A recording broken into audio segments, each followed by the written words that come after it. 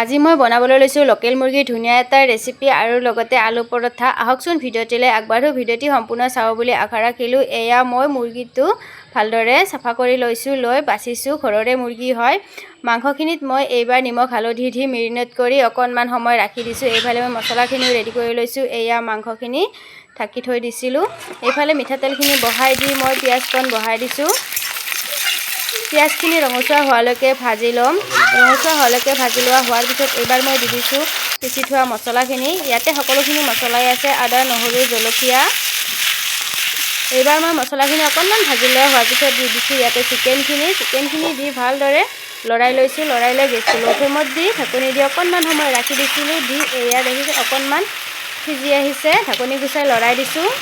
এইফালে মই এইবাৰ দি দিছোঁ আলুখিনি দি মই আকৌ অকণমান সময় লৰাই লৈছোঁ। এইবাৰ মই দি দিম নিমখ, হালধি, জিৰা গুড়ি আৰু চিকেন মছলা।